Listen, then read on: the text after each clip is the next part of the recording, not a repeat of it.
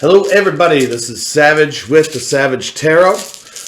Today, we are going to do the Elder Futhark. We're going to cast some runes. Some of the Norse pagan runes, the ones that Odin hung upside down on a Yggdrasil for 9 days and 9 nights to get this alphabet that we can all use to be closer to divinity and closer to the gods, closer to our ancestors and spirituality, as well as the source. So in this magical bag, I have the runes and I have many protective crystals.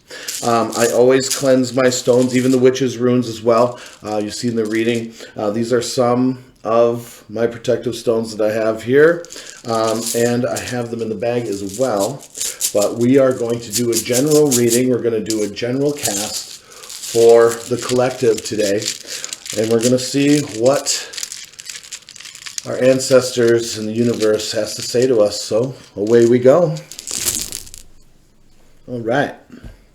Okay. Let me get my protective crystals out of the way.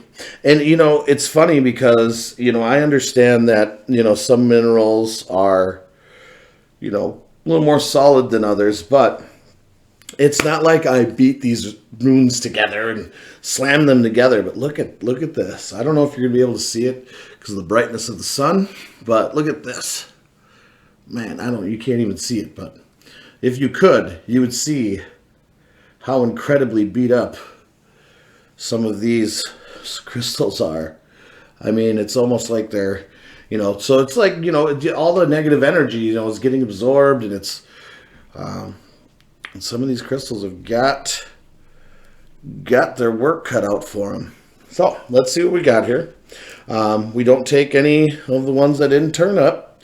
So I don't read any, I know you can, but I don't read any of these runes in the reverse, because, you know, you can. I mean, I just don't like doing it. It's not because I can't. It's just because, you know, there's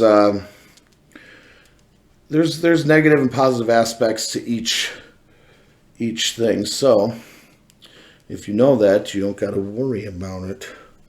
All right. So pretty simple little spread we got here. Okay. All right.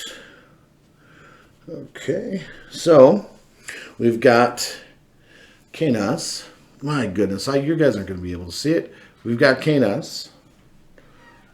Okay. We've got Tiwas. You see Tiwas. Blasted son. Tiwas. There we go. We've got Anzus. Okay. We've got Hagalas. And forgive me if I mess up the pronunciation of each, you know. Look, I'm an American speaking American English. I, you know, will get better in time. Maybe I'll take a language class. Who knows? But for now, just deal with it. We got Hagalas right here. Goodness. I'm looking at the screen to try to see if you guys could see it. It's just so difficult. Maybe I put my fingers around it. Yeah.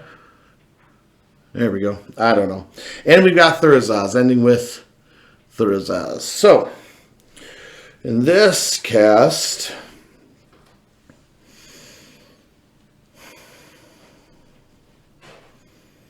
this is a cast, you need to protect yourself. Whoever, you know, we've got, this is, I just did the witch's runes in the last video, and it's just so funny because this same thing here, except this is a more of a heed warning. You got to protect yourself here. Whoever's reading this is, your path is true, okay? And there's illumination happening around you. I mean, this might not, this is a spiritual reading because whatever situation this is, you're looking at God. You're looking at the gods. You are looking at spirituality, okay? You are diving deeper into what you're doing, but and you're shedding light on a lot of things that maybe doing some shadow work or whatever, but you need to be careful because there is chaos about. There are things, there are forces coming at you that you really need to watch out for. Whether they're internal, like say you're doing shadow work, there's a lot of times while you're doing your shadow work with yourself that you can get caught up in that negative energy. You just need to make sure that you practice a lot of mindfulness while you're working on your shadow work, that you remind yourself and take those steps to do the meditations before you start your shadow work. Make sure your mind is clear. Make sure you're present in what you are doing. Otherwise, those negative thoughts and that negative energy from your shadow side will come to the forefront and just wreak havoc with you becoming closer to God or closer to your ancestors and source. So Thurzaz is the thorn, typically, is what it's called, but it's also Thor's rune. And now Thor is the protector of man and friend of man. So, but as Thor, wields his hammer to strike monsters down, there is a point where you can wield too much and the monsters can strike back. So it can be an attack, a rune of protection, or it can be a rune of caution. So I think in this reading, it's more of a rune of protection to make sure you protect yourself while you're working on your shadow work. So whoever this reading is for, skull to you and blessed be. And I hope that you take heed the words and protect yourself and continue your journey becoming closer to God.